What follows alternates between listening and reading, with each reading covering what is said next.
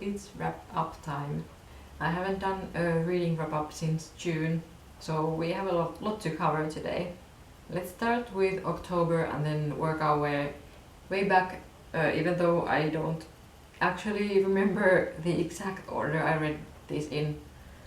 But anyway, there's gonna be a lot of summary reads too. I'll also include some of my end of the year TBR to the end of the video. In October I have read 3 books. I have been prioritizing watching Gilmore Girls and some movies this month, so not a whole lot of reading done, but still some. I actually have 2 of the books here, which is really unusual because usually I just get all of my books from my library. Let's start with Korkeintaan, vähän väsynyt by Eeva Kolu.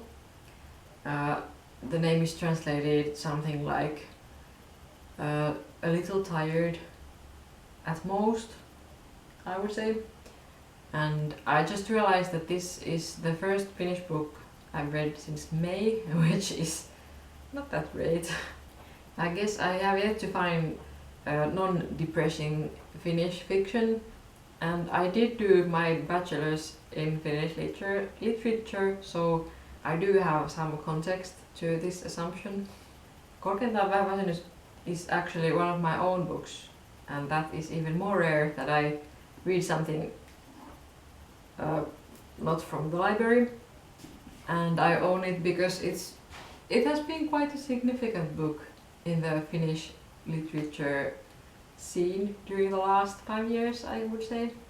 It's a book about burnout, written in really well-researched and empathetic literary fiction kind of way, and I think it applies to all of us 30 or 20 something girls, and many other people too, of course. I love Eeva Kolu's writing, and it's just full of hope that stems from being honest and facing the life you truly have at the moment. Then I read Lessons in Chemistry by Garmus, and I think this might be the best book I've read all year. It took Rachel, Catherine and her book club to finally convince me to read this book. I've been meaning to for years now and already started at one point, but never finished until now. I think the biggest problem for me was that I really had the wrong expectations with the, I don't know, solely based on the cover, I guess. I thought it was chick lit, especially the original cover is so pastel-y and pinky that it just didn't show any of the aspects the book is really covering. And like, where's the chemistry in the covers? It's kind of a big deal. There's not enough chemistry in the covers. I read long chem in high school, and reading this book I even just remembered how much I used to love the STEM world. Apparently the author agrees with me on this one too. Anyway, long story short, please read this book if you haven't already. Oh my gosh, they started the leaf blower again. It reminded me of Tomorrow and Tomorrow and Tomorrow in the best possible way. They are both heartbreaking and heartwarming stories of work and passion, and they're just really difficult to describe shortly, but just trust me and read this one. Okay, we might be clear from the noise. I'm going to lose my mind over it because it's just so often nowadays. Okay, here we go. Let's continue. I still have to talk about True Companions from my October reads. This is a loaned book from our friend. He gave it to me when we were talking about relationships and the ways we relate to each other, and this has been kind of groundbreaking for him. The book is divided into 3 sections, and they are called Grow Quiet, Grow Strong and Grow Old. And then there's his letters to his wife throughout the book as well. I'm actually still in the last third of the book. I have today and tomorrow to finish this before November, and I'm fairly confident that I can do that. I actually found this writing quite annoying, unfortunately, and I don't know what to say to a friend when he will ask me how I like this one. That was really unfortunate because there is much freedom in these pages, and I would have wanted to enjoy that more, especially the way he talks about loneliness and how that's necessarily not a bad thing in itself was really interesting. Okay, that was October. And now the leaf blowers are back. Okay, let's then continue with my September reads and work our way through August and July as well. In autumn I read Bodyguard by Katherine. I wanted something sweet to read in September, being back in my internship place and not having much brain power to put into reading. Bodyguard was indeed a sweet romance, set up in a kind of fun way where the female main character is the bodyguard of the guy. And the guy is a famous actor. I really like one of us is famous trope. It was slow burn, closed doors, kind of friends to lovers, fake dating, also known as all my favorite tropes. And it was a really good romance too. This reminded me of other one of us is famous books I've read, such as When in Rome and You Should Ask. And those three might be one of my, maybe the top three favorite of like traditional romance books. Then I read Maybe Next Time by Cesca, and this was one of the most pleasant surprises of this chunk of the year. Set in London, Maybe Next Time follows a busy lady when she's caught up in a time loop. Something bad happens and the next thing she knows is that the same day keeps repeating itself. I liked the book more and more towards the end. A big part of the book were the letters written by her husband on different anniversaries of their relationship, and I found them not that well thought out. They just sounded made up and written by a woman to me, which of course they both were true. But there was just so many of those letters that I really wish that they would have been a bit more believable. The beginning was a bit repetitive, and the main character was described in quite an insufferable way. She really got on my nerves.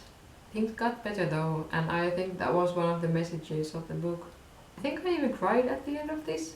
There was a blurb saying that get your tissues ready, and I was all like, fine. And then I wound up being all teary with the last letter. Hawthorne Legacy by Jennifer Lynn Barnes. Inheritance Games is in the process of being translated to Finnish, and I read the second book in the series because of the conveniency of my first language. When I started the series probably 2 years ago, I was really excited and thought that I had found something really special. Unfortunately, my feelings have just gone downward since then. The super short chapters and the love triangles and all the drama just doesn't appeal to me anymore. There's like a billion characters too.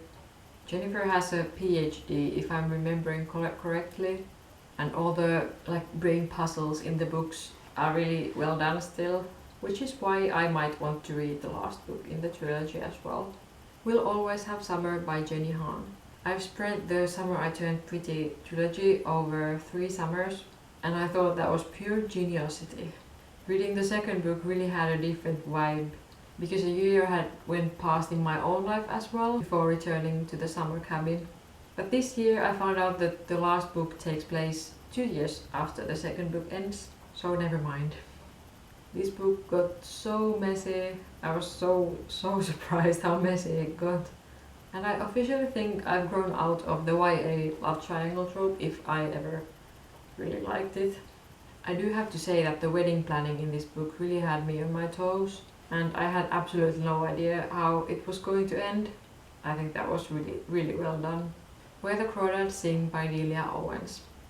I had this project over the summer when I was reading my favorite books in their original language. especially crawdads, has so much like southern accent in the dialogue that translation just loses. I was really glad to finally get every nuance the way Delia had meant it to be. Different parts of the book also hit me this time around. Just the heartbreaking loneliness Kaya has to go through. It was so emotional to read. I also rewatched the movie after rereading the book, and I enjoyed it much more the second time. I had such high expectations back when it was released, and I was let down a tiny bit. Now I had fresh eyes to see that the movie did quite a great job visualizing the story after all. Though I do wish that they showed the murder scene again in the end and what actually happened, because the book has a couple of sentences in the end where Tate goes through in his mind what had happened, and I feel like that's a thing missing from the movie's end. Then I read a lot of Emily Henry. I read Happy Place, the new Finnish translation. Let's talk about that first. I wanted to see how well the story worked in my first language. Unfortunately, not that well. I think it's a fascinating phenomena that romance books often feel really poor in Finnish. I can't wrap my head around it. I think it might be because of the longness of Finnish words. Our language works in a way that you kind of glue all the prepositions into the word, so that words get really long. And Emily Henry books have kind of like snappy sentences and quick dialogue, and the flow of the language is really key. And it's kind of destroyed in Finnish, unfortunately. I did still enjoy re-meeting the characters, and I think this is the best way to read the Finnish translation, already knowing the story well. Then I read Beach Read, You and Me on Vacation, and Book Lovers by Emily Henry as well. I don't know, after reading Happy Place and then Funny Story even earlier in the summer, I decided to go back and read all the other adult romances in English as well. I had read Book Lovers in English already a couple of years ago, but the other two were part of my reading books in English campaign of the summer. I had such a good time. I think Book Lovers might be my favorite out of all five. Those characters feel especially well-rounded to me. The plot is just so fun too. I wrote all of my favorite quotes from all of these 5 books down, and I will be making video of them during the winter time. Vera Wong's Unsolitified Advice for Murderers by Sutanto. Wow, that's such a long name. Jess Conti mentioned this one, and I got it with me when my husband and I did a little summer road trip to central Finland. This was a really great cozy mystery. No violence and minimal stressing yourself out as a reader, which I always appreciate. I'm also proud to say that I figured out the murder on my own. I figured out who did it.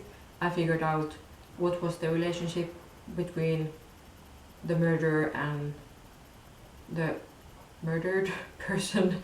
Vera Wong was a hilarious old lady, and the found family in this book was maybe the best I've ever read. Before Coffee Gets Cold by Koshikazu Kawaguchi. I'm sorry if I'm saying that completely wrong, probably I am. Another brand new Finnish translation of my favorite books. I read mostly very white Western fiction, mostly books from the States and the UK, and I am not especially proud to say that. It makes it especially important to widen my horizons once in a while and read something that has been originally written in something other than English or Finnish. I have read a couple books by Asian authors. The Convenience Store Woman comes to mind first, and I feel like that one and Before Coffee Gets Cold have something in common. They have a way of this like peculiar, whimsical storytelling, and I absolutely love it. Before Coffee Gets Cold is just so atmospheric, so cozy, and I was also pleasantly surprised that the stories took place in summer, because I was reading this in summer. That's always I don't know, it feels so nice. Then I read Good Girl's Guide to Murder and Good Girl, Bad Blood by Holly Jackson. Good Girl is such well-known and loved character. I'm really fond of the YA mystery genre. Every time. Genre. I don't know. Katherine McManus is one of my favorite authors, and I feel like these are kind of the British equivalent to the One of Us is Lying series. I don't know if it's just in my head or otherwise as well. This somehow felt much darker and more violent, and I actually couldn't read the last book of the trilogy even though I tried to because it was so distressing. The first two were tolerable to me though, and I totally fell in love with Pippa's cheeky, badass, academic girl boss character. I was a bookworm at school as well, and I never could have pulled off the things she did. Her sense of justice and just how far she would go to make things right was really moving to me. Moominpappa and the Sea by Tove Jansson. I'm slowly making my way through the Moomin books. As a Finnish kid, I have had this illusion that I've read them, even though in reality I've just watched the animation show so much that I thought I had read the original stories, which I hadn't. In Moominpappa and the Sea, it's a hot summer and Moominpappa is in a very, very bad mood. He decides that the family is going to move to a tiny island on the sea, and so they do. This book is just an ode to the Eastern Sea, our little bit of Atlantic Ocean here in the almost Arctic, and I tried to read this one at the beach as much as possible. And I had some really lovely times. It's a little bit dirty after all that, but definitely worth it. Those days feels so distant at the moment because nowadays the seawater is so cold. If you put your hand there, it just burns. That's horrible. I Thought It Was Just Me by Brene Brown. I love Brene Brown's writing, and her books have given me such insight to shame and connection and the relationship that we all crave to have. Nevertheless, I find it really hard to actually remember afterwards what was in each book, because they kind of all feel like the same, and I don't mean that the bad way, I just can't remember. I do think this one was written from the perspective of women and the shame that we have.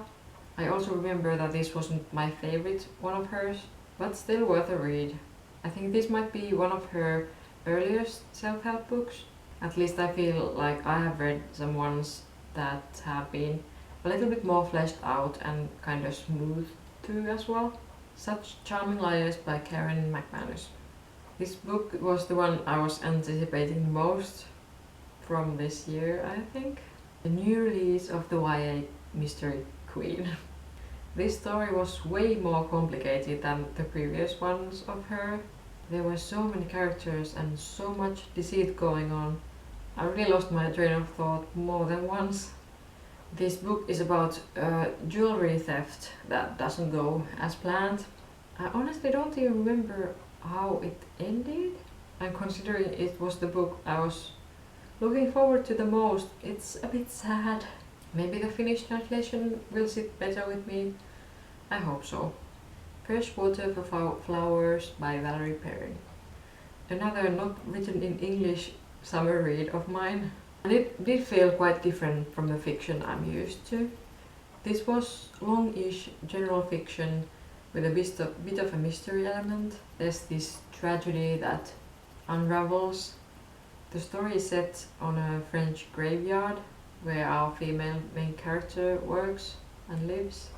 The reader slowly finds out how she had ended up there and hears the stories of the mourning and not so mourning visitors of the graveyard as well. I did like it a lot, especially in the beginning, but towards the end things just got so devastating and kind of dragged out. I kind of lost the flow of the book there. Okay, let me have a quick look.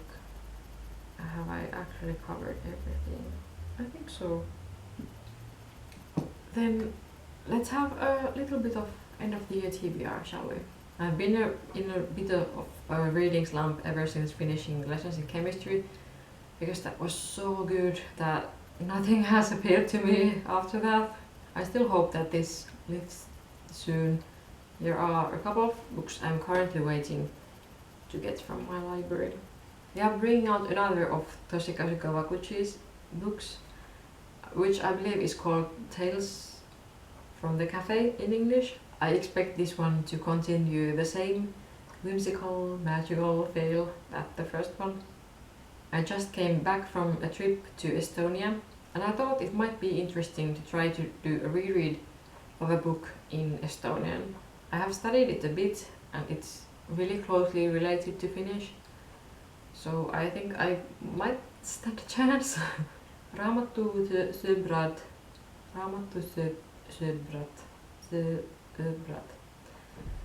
I'm not fluent, but that is the Estonian name of book lovers, and I plan to give it a go as soon as I get it.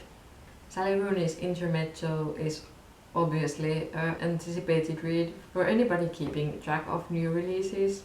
I have no idea what that is about, but I have heard it's the same feeling as the first three of hers. And there's a long line to get that from the library, so it might not be this year's read after all, but we'll see. Laura Dave is publishing a new book called The Night We Lost Him, and I don't actually know if this is continuing the Last Thing He Told Me book or not, because she had said in an interview that there's an open ending in the book because she might want to consider continuing it, but the cover says something like, is it a murder or an accident? And that, I don't know if that can be a continuation. But anyway, I love The Last Thing He Told Me very much, and I hope this is as good as that one. And lastly, Kelly Bishop, aka Emily Gilmore, has just published a biography. It's called The Third Gilmore Girl, and I'm really curious to see what kind of book that is. I hope there's a lot of behind the scenes stuff from the show, because it's one of my favorite shows of all time. Okay, I think that's it. Thank you for sticking with me and listening my wrap up of July, August, September and October. Wow, I was meant to do this a month ago, but I didn't have a chance. So here we go. See you in the next one.